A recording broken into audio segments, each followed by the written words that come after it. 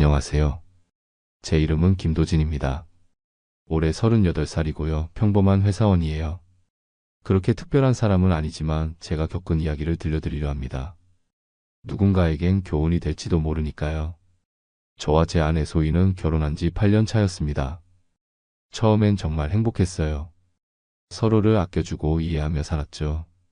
하지만 모든 게 변하기 시작한 건 어머니가 뇌출혈로 쓰러지신 후부터였습니다. 갑작스러운 일이라 어머니를 모실 수밖에 없었어요. 대부분의 간병은 재택근무가 가능한 소희가 맡게 되었고요. 처음에는 소희도 이해해주는 듯 했어요. 어머님 편찮으신데 우리가 모셔야지 뭐 어쩌겠어. 이렇게 말하며 씩씩하게 어머니를 돌봤죠. 하지만 시간이 지날수록 소희의 표정은 점점 어두워졌습니다. 말수도 줄고 웃음소리도 사라졌어요. 소희야, 오늘은 어땠어? 퇴근 후 물으면 그냥 별일 없었어 라고만 대답하더군요.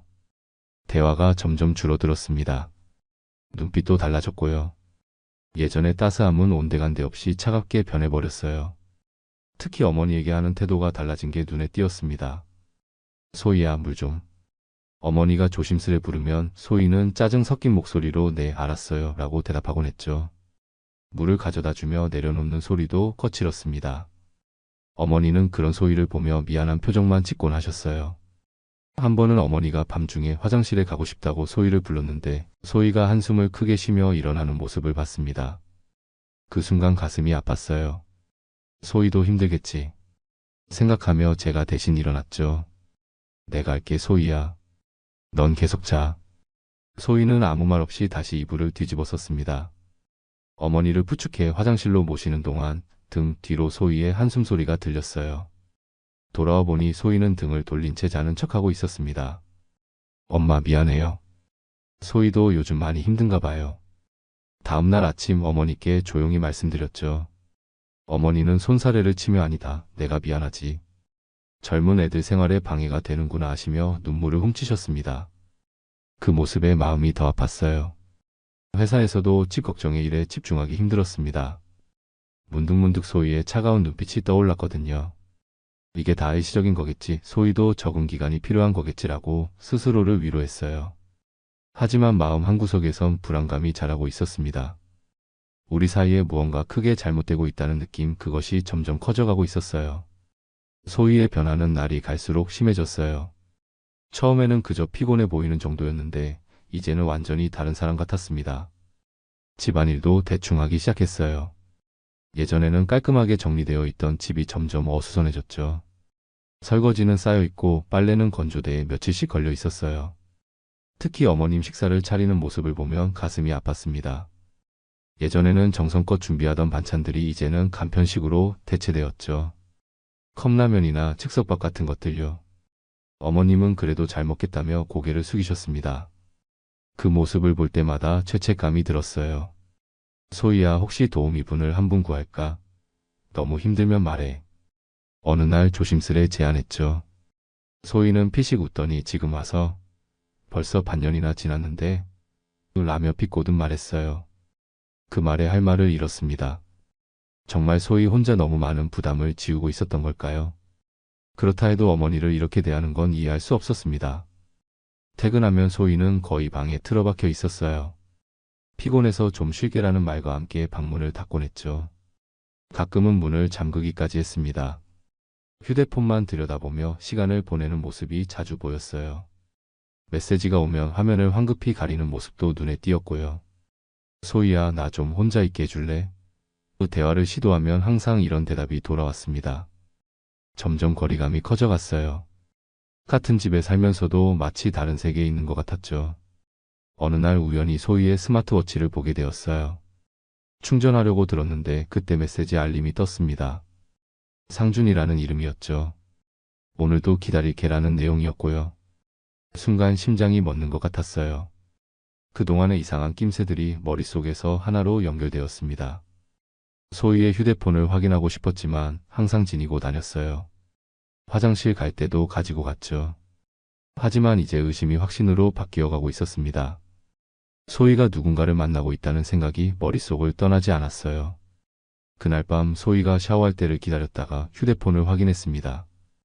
비밀번호는 우리 결혼기념일이었는데 언제부턴가 바뀌어 있었어요. 여러 번 시도해봤지만 열리지 않았습니다. 소희가 샤워를 마치고 나오기 전에 서둘러 제자리에 돌려놓았죠. 뭐해? 소희가 물었어요. 아무것도. 그냥 침대 정리하고 있었어. 거짓말을 했습니다. 소희는 의심스러운 눈길을 던지며 휴대폰을 확인했어요. 그리고는 안도의 한숨을 내쉬었죠. 그 모습에 가슴이 더 아팠습니다. 이제 확실해졌어요. 소희는 무언가를 숨기고 있었습니다. 그리고 그 무언가는 제가 가장 두려워하던 것이었죠. 하지만 직접적인 증거가 필요했어요. 마음의 준비를 하며 다음 날을 기다렸습니다. 다음 날 저는 일부러 출근한다며 집을 나섰어요. 하지만 실제로는 2블록 떨어진 곳에 차를 세워두고 집을 지켜봤습니다. 가슴이 빠르게 뛰었어요. 이런 일을 하게 될 줄은 꿈에도 몰랐죠. 1시간쯤 지났을까 소희가 집에서 나왔습니다.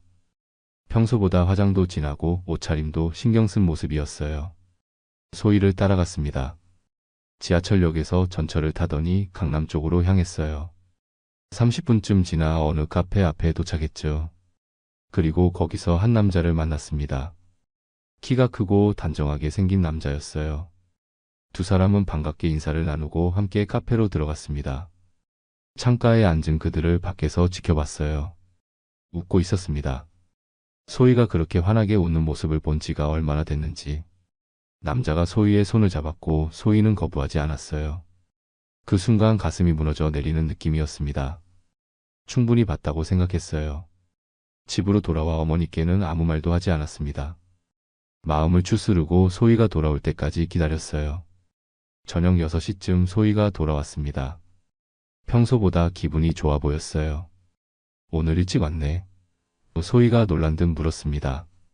응, 회사 일이 일찍 끝났어. 담담하게 대답했어요. 오늘 어디 갔다 왔어? 소희의 표정이 굳었습니다.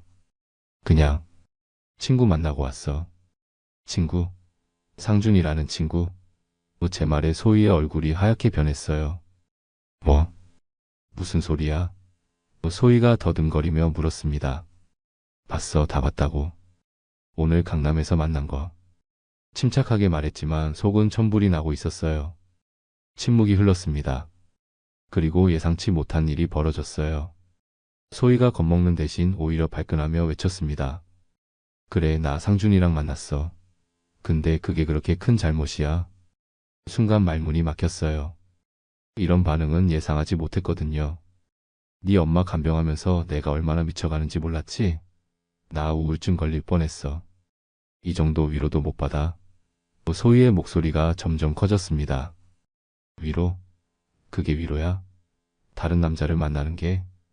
분노가 치밀어 올랐어요. 넌 나한테 관심도 없잖아. 항상 엄마. 난 어디 있었어?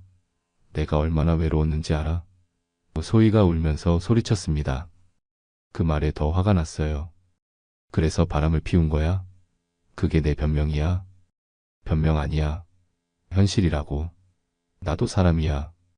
나도 누군가에게 소중하게 대접받고 싶었다고. 소희의 얼굴은 이제 분노로 일그러져 있었습니다. 그런 말 했어야지. 대화로 풀었어야지. 왜 이렇게? 목소리가 떨렸어요. 말했어? 몇 번이나 말했는데. 나 힘들어, 좀 도와줘, 대화 좀 하자. 넌 듣고도 못 들은 척했잖아. 소희가 울부짖었습니다. 그 말이 사실인지는 기억나지 않았어요. 정말 소희가 그렇게 말했나? 제가 무시했나? 혼란스러웠습니다. 하지만 그래도 바람을 피울 이유는 되지 않았어요. 그래서 바람 피운 건 정당화될 수 없어. 단호하게 말했습니다. 그래, 바람 났어. 근데 난 억울해. 소희가 마지막으로 한마디 던지고는 방으로 들어가 문을 쾅 닫았습니다. 그날 밤 저는 소파에서 잠을 청했어요. 잠은 오지 않았습니다. 머릿속에서는 소희와의 추억들, 그리고 오늘 본 광경이 계속 교차했어요. 모든 것이 무너져 내리는 기분이었습니다. 다음날 아침 소희는 마치 아무 일도 없었다는 듯이 행동했어요. 평소처럼 아침을 준비하고 어머니도 평소처럼 돌봤습니다. 하지만 둘 사이의 공기는 얼어붙어 있었죠. 말없이 아침을 먹고 출근했습니다. 회사에서도 정신을 차릴 수 없었어요. 동료들이 저를 걱정하는 눈치였지만 아무에게도 말할 수 없었습니다. 점심시간 공원 벤치에 앉아 소희에게 전화를 걸었어요. 우리 대화 좀 해야겠어. 가능한 한 차분하게 말했습니다. 뭘 더 대화해. 이미 다 알잖아. 소희의 목소리는 냉담했어요. 네가 왜 그렇게 됐는지 이해하고 싶어. 진심을 담아 말했습니다. 잠시 침묵이 흐른 뒤 소희가 한숨을 쉬었어요. 알았어. 저녁에 얘기하자. 퇴근 후 집에 돌아오니 소희는 거실 소파에 앉아 있었습니다. 어머니는 이미 주무시고 계셨어요. 소희 앞에 앉았습니다. 언제부터였어? 조용히 물었어요. 4개월 전부터. 소희도 솔직하게 대답했습니다. 어떻게 만났어? 인터넷으로. 우울증 관련 카페에서. 그도 비슷한 상황이었어. 소희가 말했어요. 진짜 사랑해? 소희는 고개를 숙였습니다. 모르겠어. 그냥 그 사람이랑 있으면 위로가 돼. 그럼 나는? 우리 결혼은? 나도 처음엔 그냥 위로받고 싶었을 뿐이야. 하지만 점점 소희의 말이 흐려졌어요. 가슴이 찢어지는 기분이었습니다. 정말 내가 너를 그렇게 소홀히 했어? 그 말에 소희의 눈에서 불이 붙었어요. 간병하다 사람이 무너지는 거 몰라? 너는 나를 전혀 몰라줬어. 그래도 다른 남자를 만날 이유가 네 엄마가 날 망쳤어. 소희가 갑자기 소리쳤습니다. 난 간병인이 아니라 아내로 살고 싶었다고. 그 말에 화가 치밀었어요. 엄마를 핑계대지 마. 엄마가 뭘 잘못했어? 병든 게 잘못이야? 난 이런 삶을 원한 적 없어. 결혼할 때 이런 거 약속한 적 없다고. 소희의 목소리가 떨렸습니다. 부부라면 어려울 때 함께하는 거야. 건강할 때나 병들 때나 그 맹세 기억 안 나? 제 목소리도 커졌어요. 그건 우리 둘 얘기지 네 엄마 얘기가 아니잖아. 소희가 발을 구르며 말했습니다. 분노 속에서도 참으며 말했어요. 우리 엄마를 내 변명의 도구로 쓰지 마. 널 이해했던 내가 병신이었다. 소희는 한동안 아무 말도 하지 않았습니다. 그리곤 갑자기 웃기 시작했어요. 섬뜩한 웃음이었죠. 넌 날 이해한 적 없어. 평생 네 입장만 생각했지. 소희가 차갑게 말했습니다. 그래. 그럼 이제 어쩌려고? 이혼하자. 소희가 단호하게 말했어요. 난 더 이상 못 견디겠어. 그 말에 가슴이 찢어지는 듯했지만 더 이상 붙들 수 없다는 걸 알았습니다. 알았어. 네가 원하는 대로 하자. 위자료는 포기해. 나도 정신적 피해가 있으니까. 네 엄마 때문에. 소희가 당당하게 말했어요. 그 말에 모든 감정이 무너져 내렸습니다. 어떻게 이렇게까지 말할 수 있지? 어머니를 계속 핑계 삼다니. 더 이상은 참을 수 없었어요. 네가 하고 싶은 말은 다 했어? 차갑게 물었습니다. 응, 이제 시원하다. 소희가 피식 웃었어요. 그래, 알았어. 근데 이것만 기억해. 넌 어머니 때문에 힘들었다고 했지만 사실은 그냥 내 이기심을 정당화하는 거야. 진짜 사랑은 그런 게 아니야. 소희는 코웃음을 쳤습니다. 사랑? 그런 거 이제 필요 없어. 난 이제 자유롭게 살 거야. 그날 밤 소희는 짐을 싸서 나갔어요. 어디로 갔는지는 묻지 않았습니다. 아마 그 상준이란 남자에게 갔겠죠. 혼자 남겨진 저는 어머니 방에 들어가 무릎을 꿇고 울었습니다. 어머니는 제 머리를 쓰다듬으며 아무 말도 하지 않으셨어요. 모든 걸 알고 계셨던 걸까요? 소희가 떠난 후 집은 이상하리만치 고요해졌어요. 처음에는 그 공허함이 견디기 힘들었습니다. 아침에 일어나면 소희의 빈자리가 눈에 들어왔고 밤에는 그녀의 향기가 남아있는 베개를 끌어안고 잠들곤 했죠. 하지만 시간이 지날수록 그 공허함은 조금씩 채워지기 시작했어요. 어머니와 보내는 시간이 늘었고 오히려 전보다 편안한 분위기가 조성되었습니다. 어느 날 소희에게서 연락이 왔어요. 이혼 조건에 대한 내용이었습니다. 메시지를 읽으며 그녀의 뻔뻔함에 다시 한번 놀랐어요. 위자료는 내가 받아야 한다고 생각해. 네 엄마 간병하느라 경력도 단절됐고 정신적으로도 힘들었으니까. 메시지를 읽고 웃음이 나왔습니다. 나보고 미안하라고? 웃기지 마. 바람 피운 사람이 무슨 위자료를 받겠다고? 하지만 바로 대응하지 않았어요. 더 좋은 방법이 있다고 생각했거든요. 소희의 메시지에 간단히 답장했습니다. 알았어. 변호사를 통해 얘기하자. 그리고 바로 행동에 옮겼어요. 첫 번째로 한 일은 전문 변호사를 만나는 것이었습니다. 불륜에 관련된 증거 수집이 필요했어요. 변호사는 차분하게 조언해 주었죠. 증거가 필요합니다. 문자 메시지, 사진, 목격자, 진술 같은 것들요. 최대한 많이 모아오세요. 그날부터 저는 증거 수집을 시작했어요. 소희가 나간 날 찍었던 사진들, 우연히 보게 된 스마트워치 메시지의 스크린샷, 그리고 가장 중요한 것은 제 차 블랙박스에 담긴 영상이었습니다. 소희와 그 남자가 만나는 장면이 선명하게 찍혀 있었어요. 또한 통신사를 통해 소희의 통화 기록도 확보했습니다. 상당히 오랜 기간 동안 특정 번호와 빈번하게 통화한 기록이 있었어요. 그리고 그 번호의 주인이 박상준이라는 것도 알아냈습니다. 변호사는 제가 가져온 증거들을 보고 만족스러운 표정을 지었어요. 충분합니다. 이 정도면 위자료는커녕 재산 분할에서도 소희 씨에게 불리하게 작용할 겁니다. 한편 소희는 여전히 당당했어요. 이혼 서류를 준비하는 동안에도 몇 번이나 연락해왔죠. 이혼하면 상준이랑 갈 거니까 알아서 해, 이런 메시지를 보내기도 했습니다.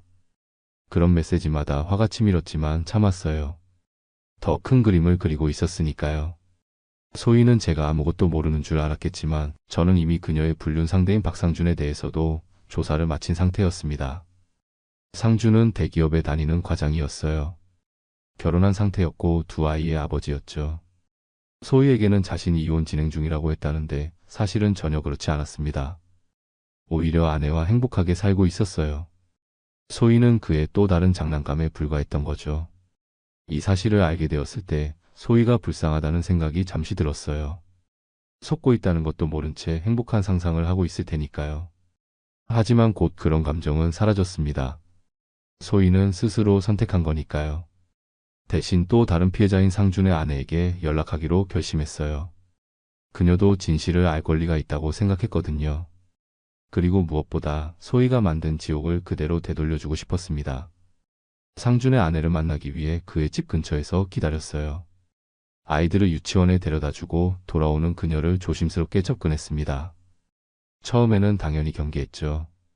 낯선 남자가 갑자기 다가왔으니까요. 죄송합니다. 제가 이렇게 찾아뵌 이유가 있습니다.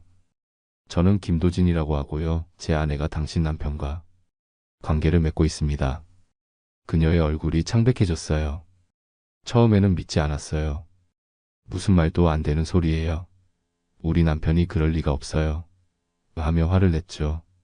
하지만 제가 준비해간 증거들, 사진, 메시지, 통화 기록을 보여주자 그녀의 표정이 굳어졌습니다. 이걸 왜 저한테 보여주는 거죠? 그녀의 목소리가 떨렸어요. 당신도 알 권리가 있다고 생각했습니다. 저도 최근에야 알게 됐거든요. 우리 둘 다 속고 있었던 거죠. 진심을 담아 말했습니다. 그녀는 한동안 말없이 증거들을 살펴보더니 갑자기 눈물을 터뜨렸어요. 그 모습을 보니 마음이 아팠습니다.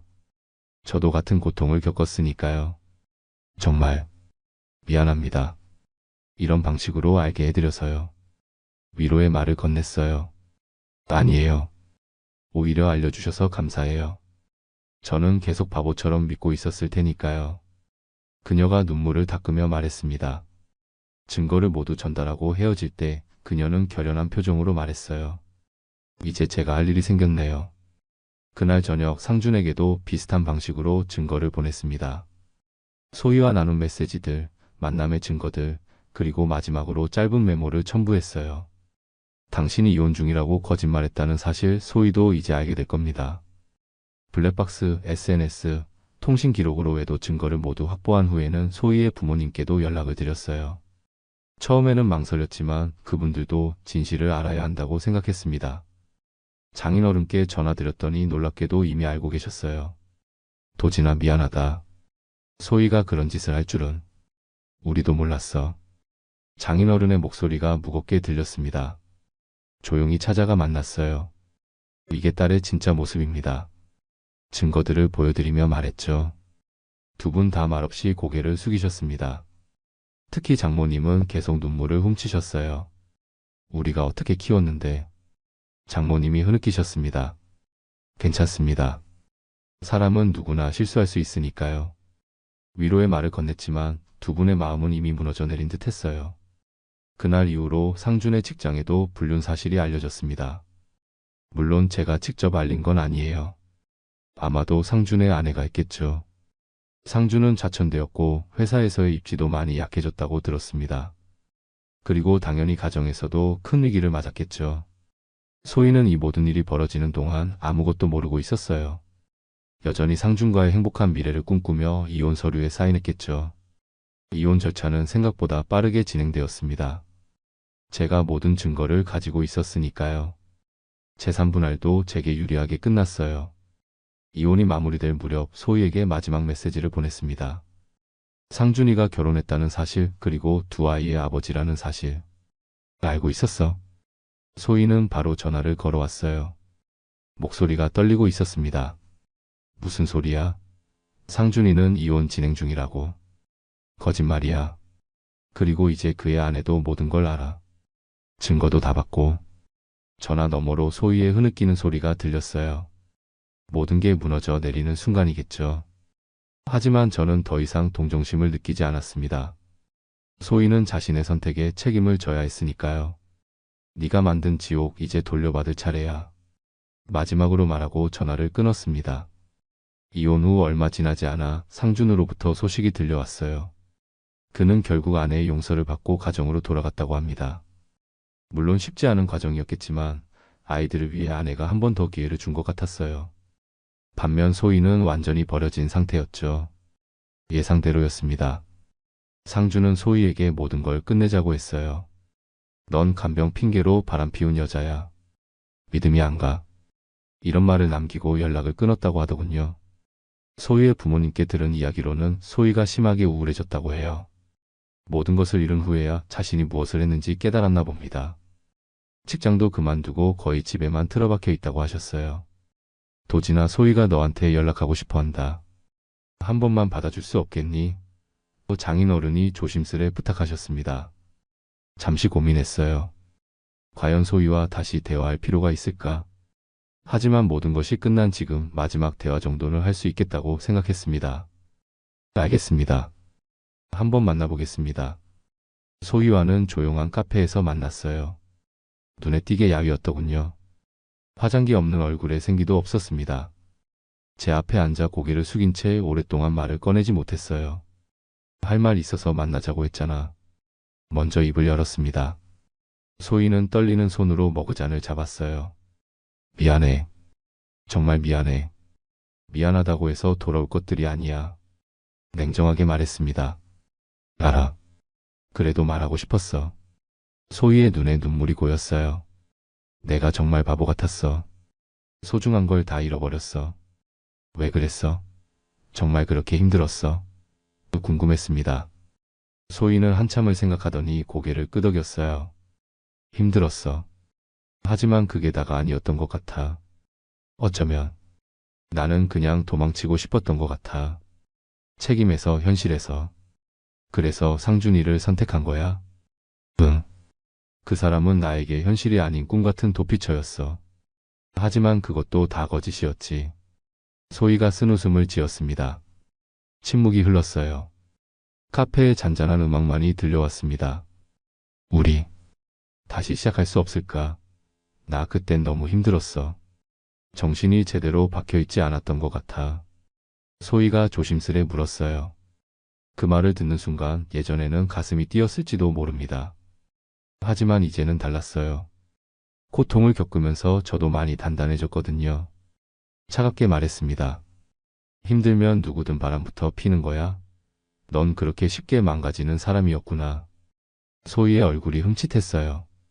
눈물이 볼을 타고 흘러내렸습니다. 도진아, 이제 와서 뭘 바라는 거야? 다 끝난 일이야.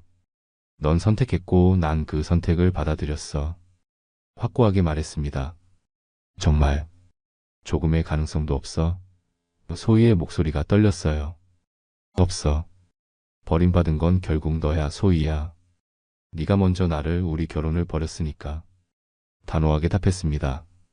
그 말에 소희는 더 이상 아무 말도 하지 못했어요. 한동안 울기만 했죠. 마지막으로 카페를 나서기 전 소희에게 말했습니다. 행복하길 바랄게. 하지만 그 행복을 찾는 건 이제 내 몫이야. 소희와의 마지막 만남 이후 저는 새로운 삶을 시작했어요. 먼저 어머니를 요양병원에 모셨습니다. 물론 버리는 게 아니라 더 전문적인 케어를 받게 해드리기 위해서였어요. 주변에 평판이 좋은 곳을 찾아 모시고 매일 퇴근 후에 들러 함께 시간을 보냈습니다. 어머니의 상태는 천천히 호전되고 있었어요. 전문 의료진의 관리 덕분인지 이전보다 표정도 밝아지셨고 말씀도 조금씩 늘어났습니다. 어머니를 볼 때마다 이게 진짜 사랑이구나라는 생각이 들었어요. 힘든 시간을 함께 견디는 것, 그게 진정한 사랑이니까요. 회사에서의 업무에도 더 집중할 수 있게 되었습니다. 오히려 승진도 했어요. 이전보다 책임은 무거워졌지만 그만큼 보람도 컸습니다. 동료들도 제가 달라진 것을 느끼는 눈치였어요. 도진 씨 요즘 뭐 좋은 일 있어? 얼굴에 생기가 돌아왔네. 부장님이 어느 날 말씀하셨죠. 아, 그냥 많은 것들이 정리됐습니다. 미소로 답했어요. 집은 더 이상 무거운 공기로 가득 찬 곳이 아니었습니다. 오히려 평화로운 안식처가 되었어요. 혼자 살게 되었지만 외롭다는 생각은 들지 않았습니다. 가끔 친구들을 초대해 함께 식사하기도 하고 취미생활도 다시 시작했어요. 수년 동안 접어두었던 기타도 다시 꺼내 연주하기 시작했습니다. 소희에 대한 생각은 점점 희미해졌어요. 가끔 그녀의 웃는 모습이 떠오를 때도 있었지만 더 이상 가슴이 아프지는 않았습니다. 그저 지나간 시간의 한 조각으로 남았을 뿐이었죠. 소희의 근황은 가끔 장인어른을 통해 들었어요. 새로운 직장에 취직했다고 합니다. 작은 회사지만 나름대로 적응하고 있다고 하더군요. 연애는 하지 않는다고 했습니다. 아직 상처가 크니까요. 그 소식을 들으며 다행이다라고 생각했어요. 소희도 이제 자신의 길을 찾아가고 있는 것 같았으니까요. 어느 주말 요양병원에서 어머니와 함께 식사를 하고 있었어요. 병원 식당에서 평범한 식사였지만 어머니와 나누는 대화가 소중하게 느껴졌습니다. 아들 이제 괜찮니? 어머니가 조심스레 물으셨어요. 네, 엄마. 이제 괜찮아요. 진심으로 대답했습니다. 소희 얘기는 이제 안 하는구나. 어머니의 눈에 걱정이 스쳤어요. 그건 이제 지난 일이에요. 엄마가 더 걱정하지 마세요. 어머니는 잠시 생각에 잠기더니 말씀하셨습니다. 내가 없었으면 너희 결혼 생활이 더 행복했을까? 그 말에 가슴이 아팠어요. 엄마, 그렇게 생각하지 마세요. 소희의 선택은 엄마 때문이 아니에요. 그냥 그 사람의 문제였어요. 그래도 내가 아프지만 않았어도. 아니에요, 엄마. 이제 어머니도 저도 소희 없이 괜찮아요. 오히려 더 평화로워졌잖아요. 어머니의 손을 꼭 잡았습니다. 그날 저녁 집에 돌아와 혼자 식사를 준비하며 문득 깨달았어요. 상처도 아물더라는 것을요. 시간이 흐름에 따라 아픔은 서서히 사라지고 새로운 일상이 자리 잡는구나 싶었습니다. 식탁에 앉아 혼밥을 하며 생각했어요. 근데 넌 그때 그 말로 영원히 끝났어. 너네 엄마 때문에 힘들었다, 그 말. 그 순간 소희는 제 마음속에서 완전히 사라졌습니다. 어머니를 핑계 삼아 자신의 잘못을 정당화하는 모습에서 더 이상 사랑할 가치가 없는 사람임을 깨달았거든요. 이제는 정말 새로운 시작을 할 준비가 됐다고 느껴요. 상처는 치유되었고 앞으로의 삶은 더 단단하고 의미 있을 것이라 믿습니다. 누군가를 다시 사랑할 준비도 서서히 되어가고 있고요.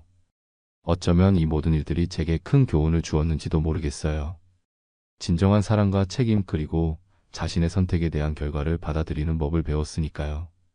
여러분, 지금까지 제 이야기를 들어주셔서 감사합니다. 간단히 요약하자면 저는 아내의 갑작스러운 변화를 느끼고 그녀가 바람을 피웠다는 사실을 알게 되었습니다. 더 충격적인 것은 아내가 어머니의 간병을 핑계로 자신의 행동을 정당화하려 했다는 점이었죠. 하지만 결국 진실이 모두에게 드러났고 아내는 자신의 선택에 대한 대가를 치르게 되었습니다. 저는 상처를 딛고 일어나 새로운 삶을 시작했고 어머니와의 관계도 더욱 돈독해졌습니다. 여러분이라면 이런 상황에서 어떻게 하셨을까요? 배우자의 외도를 알게 되었을 때 용서하고 다시 시작하셨을까요? 아니면 저처럼 단호하게 이별을 선택하셨을까요? 또 가족, 간병과 같은 어려운 상황에서 부부가 서로를 지키기 위해 어떤 노력을 해야 한다고 생각하시나요? 여러분의 생각이 궁금합니다.